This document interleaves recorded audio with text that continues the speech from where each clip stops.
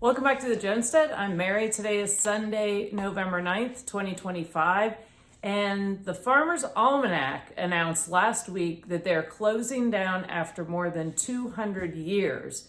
And this is a Maine-based publication, and it also is not to be confused with the old Farmer's Almanac, which is what I thought at first. Anyway, so it's not the old Farmer's Almanac, which is still operating and has been since 1792.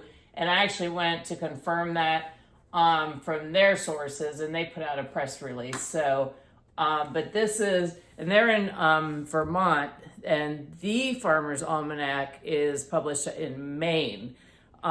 So it's, again, the loss of the Farmer's Almanac, even though it's not the old one, but it is a great resource, is very unfortunate. And if you're not familiar with the almanac, it's used for its quote unquote secret formula based on sunspots, planetary positions, and lunar cycles to generate extremely long range weather forecasts. It also contains gardening tips, trivia, jokes, and natural remedies, similar to the old Farmer's Almanac. And in 2017, I couldn't find information about their current number of subscribers.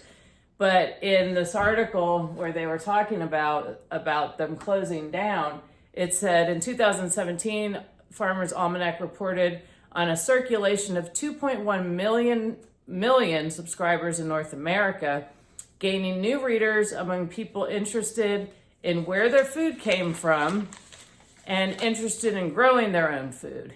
And I quote, I'm reading from the article, the publication announced that its 2026 edition will be its last, citing the growing financial challenges of producing and distributing the book in today's quote unquote chaotic media environment.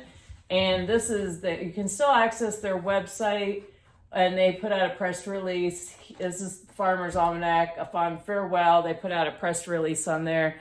And apparently you can still access the website, but just until the end of the year. And then that will be shutting down. And it's a real shame that we're losing that resource. Again, you'll still be able to have the old Farmer's Almanac, which I actually ordered the 2026 edition this morning, so that I have that. But to lose this resource and in a time where I think this is information and skills that obviously more and more people need to have and need to have resources to, because as we were seeing what's happening today, where we have pretty much like a financial tsunami, where you have the federal government is shutting down, you have SNAP benefits suspended. So people are not getting, they're going to work and not getting paid, some of the federal government positions, and the SNAP, people that are expecting their payments so that they can get food on the table, they're not getting those. And yes, we know there's a lot of waste, fraud, and abuse in that program. The problem is when you have the scoundrels taking advantage of a program, it always ends up hurting the good people that actually need it. And so I came across, there are a couple articles. This is Michael Snyder, Economic Collapse. And he said, food banks all over the U.S. are being overwhelmed by a tsunami of hungry people. And it said, Cooper said San Antonio Food Bank, which is part of the nonprofit organization Feeding America, typically feeds 105,000 to 120,000 people per week, but is now seeing close to 170,000 people per week. And then I came across this article. Food banks are in, quote, disaster response mode due to shutdown and SNAP cuts, leaders say. The damage gets worse and worse every day. And it said down here, SNAP payments are typically distributed on a staggered monthly schedule in Texas, Green says, which means that each day since the beginning of November, another 125,000 Texans run out of EBT funds. And then, of course, you have Youngkin in Virginia is he's calling on Virginians to support food banks and new initiative. Of course, as you know, Virginia has a lot of federal employees. And when I did a video, I think it was last week or so, they hadn't even missed a paycheck yet, and they were showing them lines of people lined up to get food. And I'll talk about that a little bit more in a minute. And so while the state has stepped in to fund supplemental nutrition assistance program this November through the Virginia Emergency Nutrition Assistance, otherwise known as VENA, there's even more Virginians who are struggling yet don't qualify for benefits.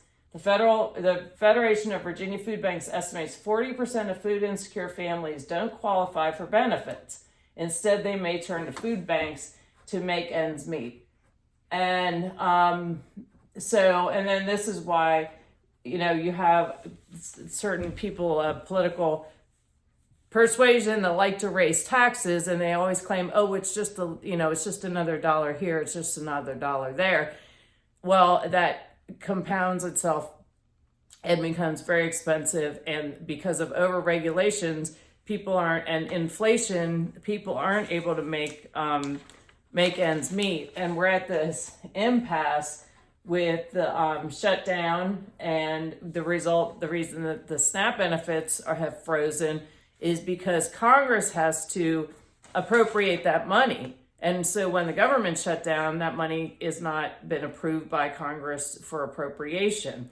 And I'll probably get some haters about this, but when you look at the reason for the shutdown, it's the Democrats, and this is why we all shouldn't be dependent on what's going on with our government. I will say that but the Democrats won't budge because they want their subsidies extended for the Affordable Care Act. But the Affordable Care Act has made healthcare more and more expensive for everyone and isn't affordable, and it's made everything worse. But they want that extended because they want to help people and make sure they have their health care. Meanwhile, they do not care one iota whether or not people who really need their SNAP benefits are getting their SNAP benefits. So, unfortunately, I don't know when this is going to end. I wasn't expecting it to go on this long, but it really makes it very clear. I think people really need to wake up, and you would have thought more people would have woken up during the code flu, is you cannot depend on the government. They don't care. And also you need to be prepared. I know people are hurting right now, and I'm not trying to hit people when they're down, but there's been ample concerns that have been raised, and people kind of laugh it off or make fun of people that are trying to encourage others to be prepared. And so now what we're seeing is we have a lot of people that they literally don't have any extra food in their cupboard. And some of that is because people don't even make their own food at home. They buy everything out. Everything is takeout now. So they're not prepared at all for any kind of hiccup. And most people, at best, we're living paycheck to paycheck, and the average American has about $6,000 in consumer debt. That's not including